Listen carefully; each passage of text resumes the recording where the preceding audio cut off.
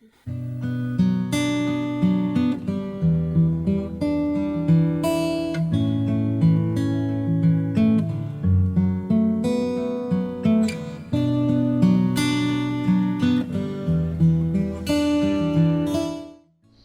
te advierto que vas a tener que pararme de vez en cuando porque yo si empiezo a hablar con esta pregunta que me acabas de hacer, que es una vida entera, pues podemos llegar a la merienda, pero empiezo. Mira, ya me he atragantado.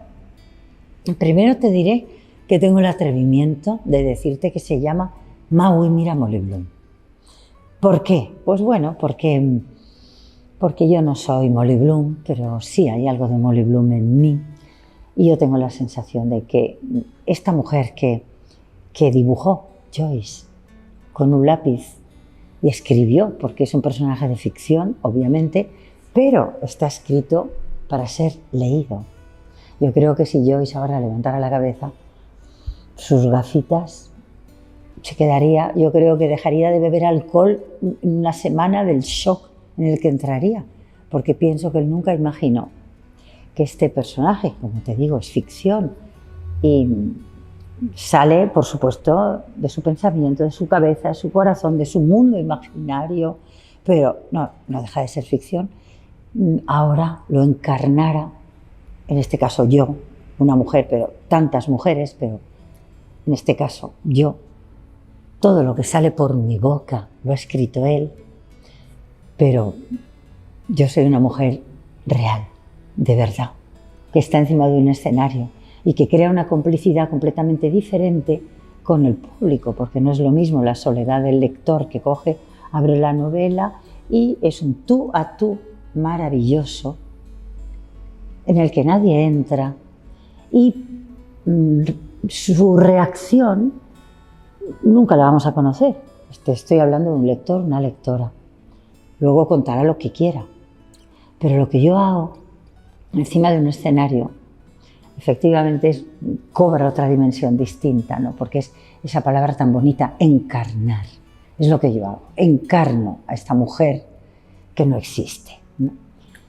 ¿De qué va la obra? Pues mira, la obra es el último capítulo del Ulises, de Joyce, la novela del siglo XX, que sabes que fue un antes y un después, fue una auténtica revolución, porque él se atrevió a robar, a captar el lenguaje de la calle y lo escribió en una novela. Entonces, bueno, luego han venido muchísima, como te digo, creó escuela.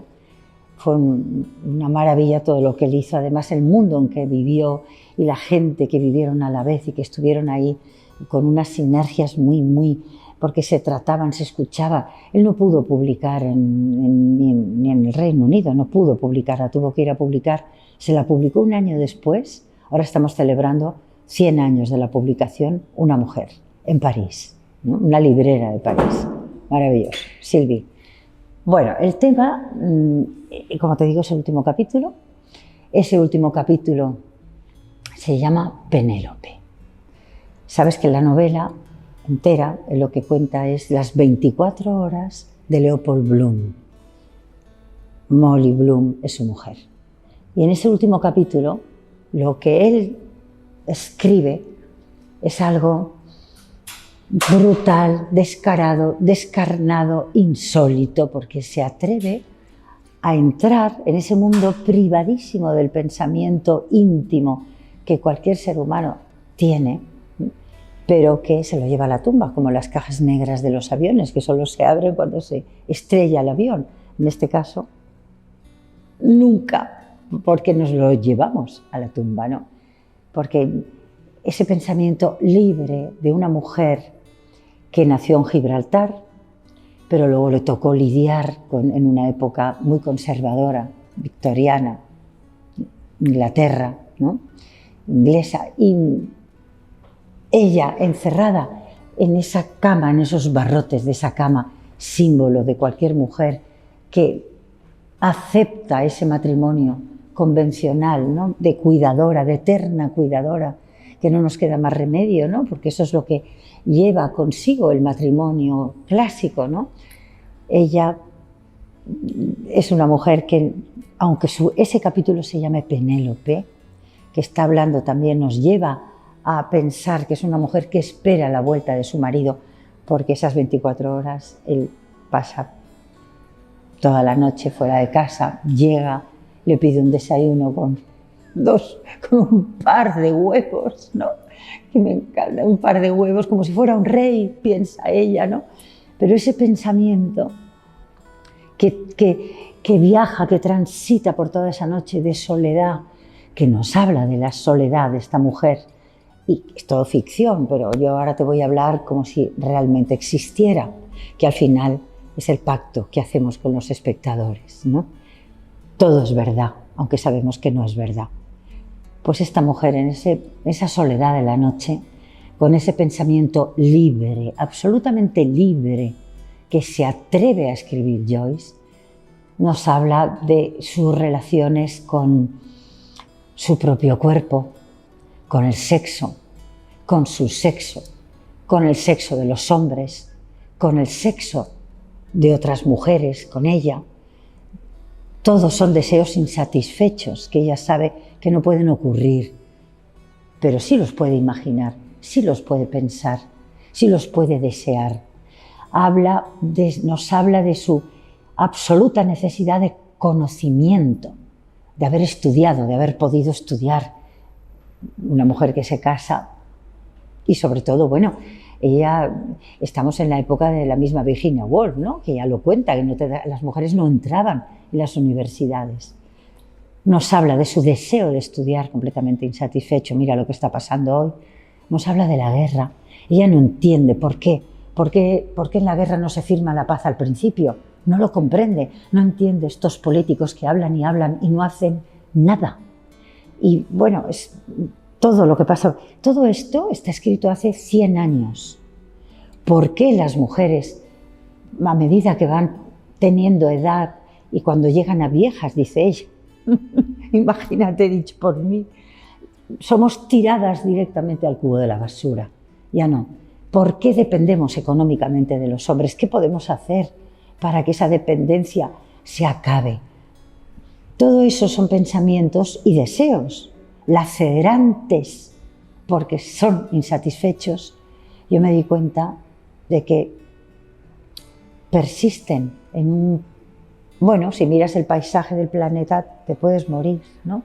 Porque nosotras tenemos el privilegio de vivir en el primer mundo, pero es que hay un segundo y hay un tercero y nos vamos alejando. Y mira lo que está pasando en Irán, mira lo que está pasando y en Castilla y León, y en Madrid, y en Murcia, y en Andalucía, ¿no? Tantas mujeres porque la conciliación, por ejemplo, no está resuelta. De eso habla Molly. ¿Qué hace ella, no? ¿Cómo puede hacer para trabajar? No le está permitido. Entonces ni se podía imaginar. Ahora sí, ahora la teoría la tenemos. En la teoría un 10. Pero luego llevar esa teoría a la práctica para que de verdad tengamos una convivencia y una salud y una vida paritaria, civil y legislada, ¿cómo se dice eso? Legislada también, no solo civil, ¿no? Porque si entramos en las leyes, te digo lo mismo, ¿dónde está la paridad? En el mundo laboral tenemos muchísimo trabajo todavía que hacer y eso ella lo sabe. Esa dependencia que ella acepta.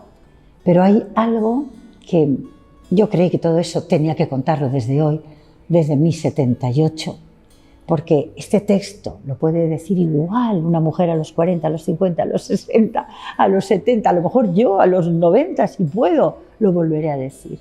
En esa cama con esos hierros, que es cárcel, que es prisión, que es vida, que está prohibida.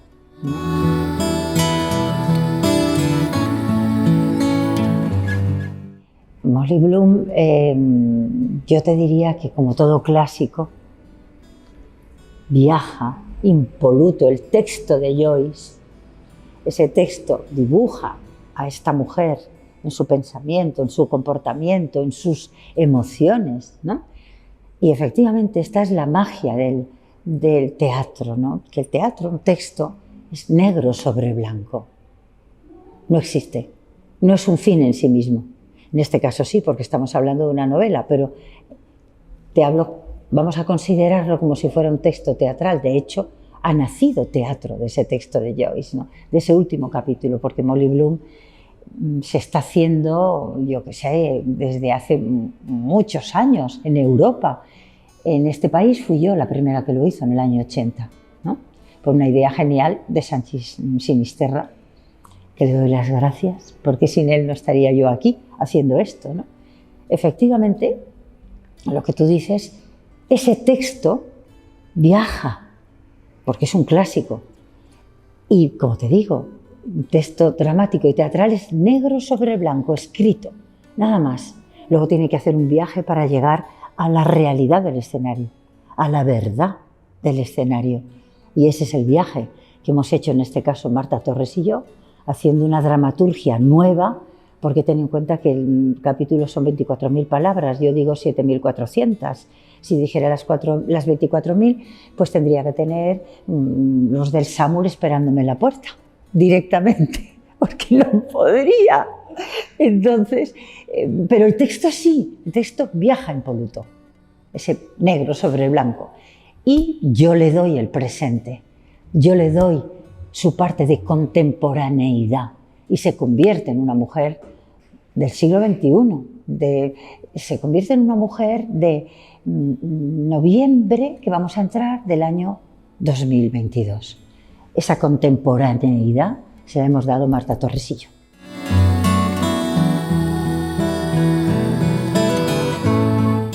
Sí, sí, claro.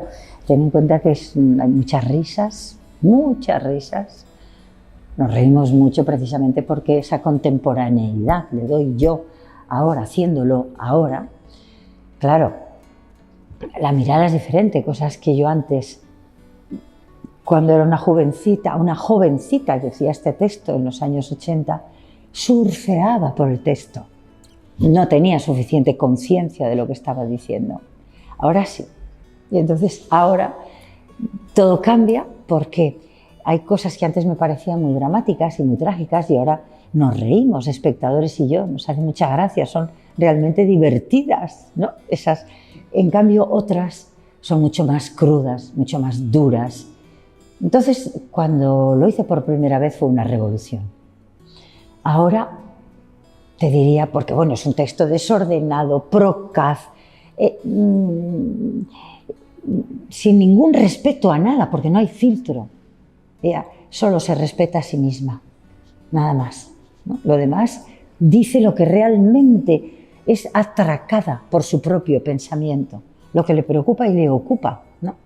Pero bueno, en este caso, como tú me preguntabas, el público ríe mucho conmigo, hay unos silencios, porque yo además, como es un pensamiento inconexo, muchas veces no encuentro el pensamiento.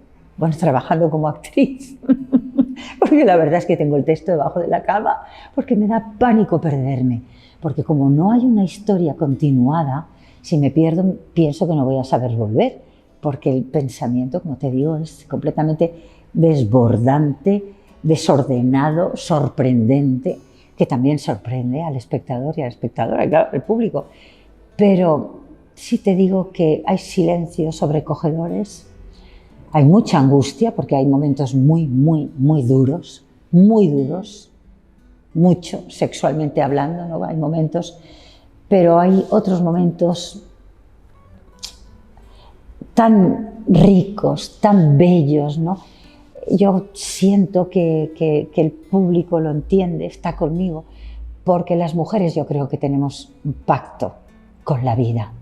Somos madres, damos la vida. Y pase lo que pase, nos caigan las bombas que nos caigan y luchemos por lo que tengamos que luchar, que ahí estamos, ese pacto siempre existirá porque protegemos la vida y damos la vida, ¿no? Y hay algo que nace de Joyce y de Molly, ¿no? En ese sentido. Por ejemplo, hay un momento que la gente ríe mucho, reímos, pero es un pensamiento de ella que, bueno, no olvidemos que es una mujer sin conocimiento, canta opereta porque le enseñó su madre, pero no tiene estudios. Hay un momento que ella dice, no entiendo por qué, hablando de uno de sus amantes de cuando era jovencita, que, bueno, ella al sexo le llama agujero. Lo de la vagina vino mucho después, porque no se estudiaba. Y es un agujero oscuro y negro que tenemos las mujeres. Y hay un momento en que ella dice, yo es que no lo entiendo. No entiendo por qué están todos tan locos en meterse aquí dentro de donde salen. Por ejemplo, ¿no? Y ella nunca olvida que la mujer genera la vida. Y eso está presente en esas 7.400 palabras que digo yo, de las 24.000 que escribió Joyce en ese último capítulo.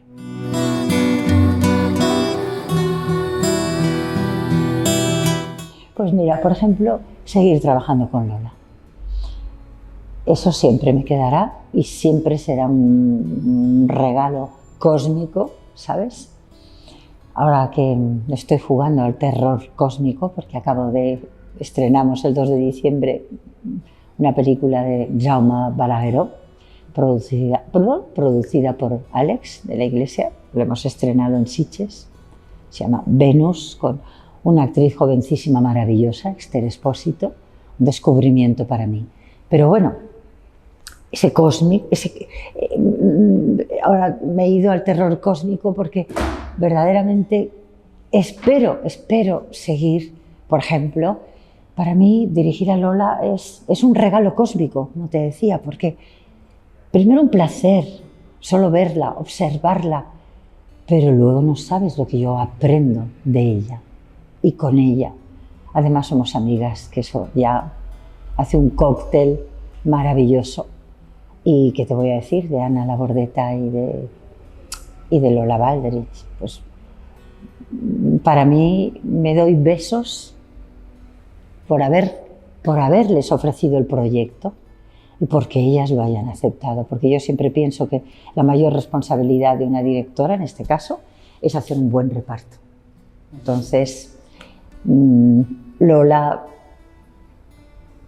ella me hizo el regalo a mí, pero luego en ese panorama, porque tenemos un país con maravillosas actrices, ¿no? Es muy difícil.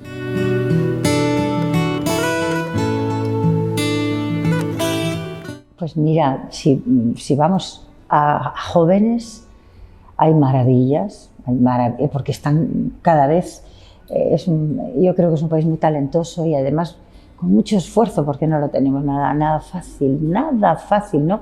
Este arte escénico tiene que resolver muchas cosas por sí mismo, ¿no? Porque la cultura es siempre la última de la fila. En todas las administraciones, no sé lo que pasa, parece que les cuesta entender, porque volvemos otra vez, la teoría sí la conocen muy bien, pero que, bueno, que la cultura no es un gasto, es una inversión, y es una inversión necesaria, porque es un derecho para cualquier ciudadana de un país, ¿no? Es un derecho. Y sin embargo, pues siempre estamos los últimos de la fila, con lo cual los productores, en este caso Jesús Cimarro, yo me quito el sombrero porque es una pelea y un riesgo permanente, ¿no? Pero bueno, me he desviado un poco, pero me parece que es que con eso. Y luego, ¿a quién me gustaría dirigir? Pues yo te diría que, por supuesto, la gente joven me fascina, porque estas nuevas generaciones que son tan talentosas y que al mismo tiempo tienen conciencia de dónde están y de lo que hacen y se crean complicidades que nos hacen llegar muy lejos. Pues mira, Esther Expósito sería una de ellas, Aura Garrido también, por ejemplo, por decirte, actrices que están... Luego hay tanto talento que está en su casa que no ha tenido la oportunidad, ¿no? Marta Guerras es otra mujer maravillosa, joven también, ¿no? O Sara Moraleda, exactamente igual. Son mujeres que a mí me tienen muy fascinada y con muchísimas ganas de tener la oportunidad. Y luego ya, en fin, siempre es un placer dirigir a mi hija, Clara Sanchis. en este momento está también trabajando. No siempre puedo, pero... Y tú me dices a quién con quien no haya trabajado. Podríamos hacer una lista interminable, porque te vuelvo a decir, y hombres también, ¿eh? Hay muchísimo talento, hombres, muchísimo, muchísimo, muchísimo.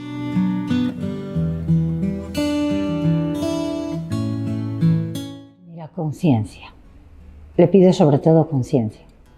Conciencia de saber que esto es arte escénico, que esto tiene que ver con el mundo imaginario, tiene que ver con la ficción. Por eso podemos volar y por eso podemos hablar de la vida real. Porque, y esto me parece importantísimo, y esa conciencia hay que tenerla, porque precisamente bebemos de la vida real para crear ficción, ficción que a su vez es sanadora, absolutamente sanadora y necesaria, ¿no? Es un antídoto contra la crudeza que nos produce el mundo real. Sobre todo ese espectáculo, es mover el enjambre hormonal que nos rodea y llenarnos de hormonas positivas, de las que nos producen placer, paz, bienestar, espectáculo, las que nos mueven, porque incluso cuando nos mueven emociones duras y fuertes, también son placenteras.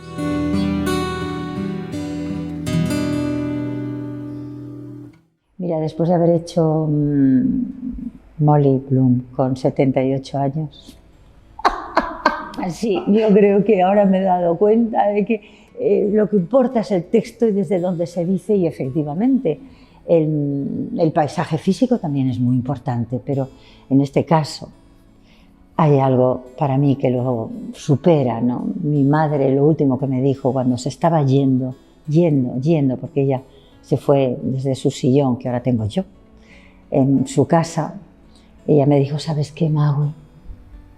Creo que todas las mujeres somos la misma mujer. Eso a mí me hizo ver un paisaje diferente, y entonces pienso que si ese texto mueve las mismas emociones o mueve unas emociones diferentes, pero es que un texto poderoso, lo puedes decir tú, lo puedo decir yo, y nos va a mover de manera diferente, pero vamos a llegar exactamente igual al espectador. Esa es la maravilla del teatro, que viaja el texto, y la contemporaneidad se la da el momento en el que se encarna. Y ese texto yo creo que se puede encarnar, ya no pienso en las edades, creo que no importa.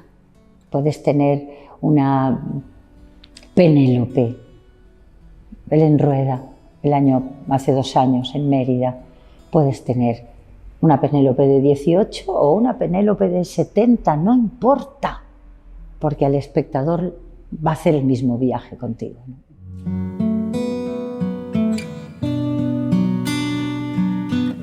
Mira, ese es mi talón de Aquiles. El día que la pierda no sabré trabajar, porque yo creo que la belleza es una emoción. La belleza es eso que de pequeñita, ¿no? La becreme que haces chup chup y está todo más rico, ¿no? No sé si ahora existe la becreme. Sí. Bueno, pues digamos que estos condimentos maravillosos que hacen que algo que de repente, ¿no?, te llene el paladar de otra manera, ¿no? Para mí la belleza es una emoción necesaria, porque yo siempre que trabajo un texto primero busco la ética, busco el pensamiento, qué es lo que quiero contar a nivel pensamiento, qué viaje de pensamiento vamos a hacer y con qué contenido. Pero luego, para mí, el cómo, yo no sé, no entiendo el feísmo, no sé qué puede aportar, porque me parece que desde la belleza se puede movilizar la emoción que quieras, pero siempre está la belleza, que estamos hablando de arte, lo que te separa, lo que te hace volar. A veces la basura puede ser bella, y esa es parte de mi trabajo esencial en todos los en todas las direcciones que aborda.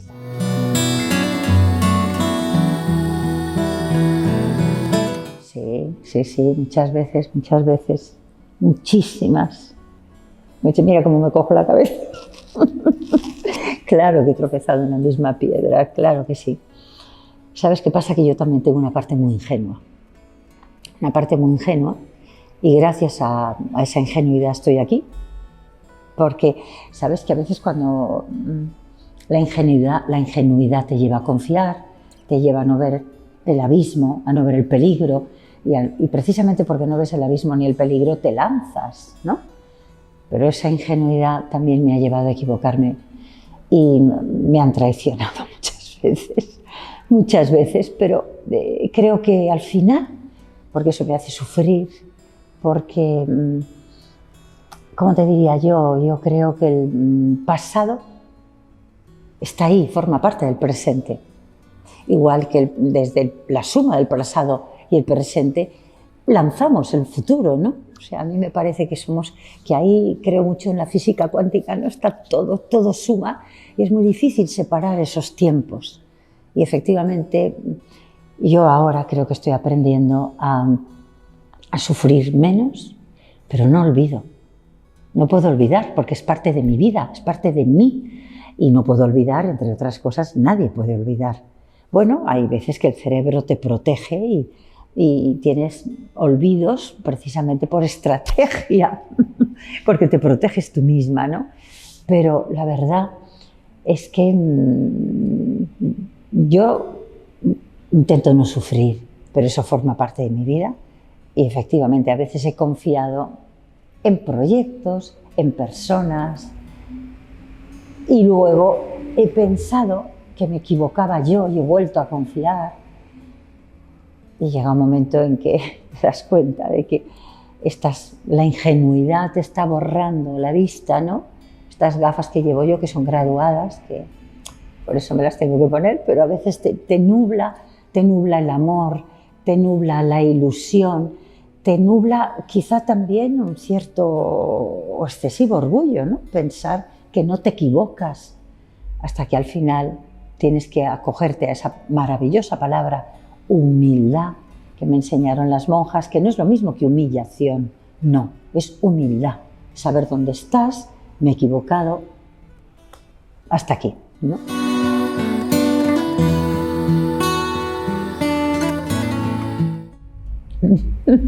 Sí, yo te diría la que no se dice, la que se piensa y se siente. Ahora que estoy con la Molly en el sexo, que ella no tiene esa opción, ¿no? Es uno de sus desgarros por los que se le va la sangre, que ella dice, creo que las mujeres tenemos demasiada sangre y nos desbordamos como el mar, eso dice, ¿no? Pues efectivamente, cuando se fusiona, que eso es muy difícil de vivir, ¿no? Cuando existe la fusión total entre la pulsión del sexo, que el orgasmo, fíjate que los franceses le llaman la petite morte, la pequeña muerte, ¿no? Cuando el eros y tanatos se fusionan, que eso es algo que se empezó a estudiar a finales del 19, se puso de moda, ¿no? Y verdaderamente hay un sexo placentero y hay una fusión mental y emocional, eso es un orgasmo cósmico, eso no tiene palabras, eso con una respiración es suficiente.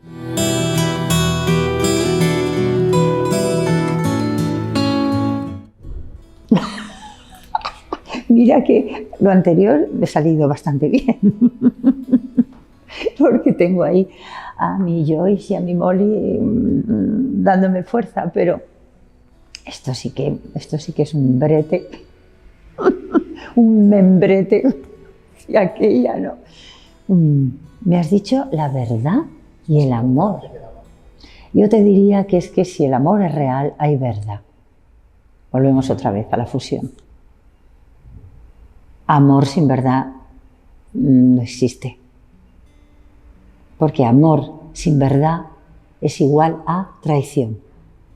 Te puedo hacer, si me das una palabra, me invento una ecuación. He estudiado matemáticas.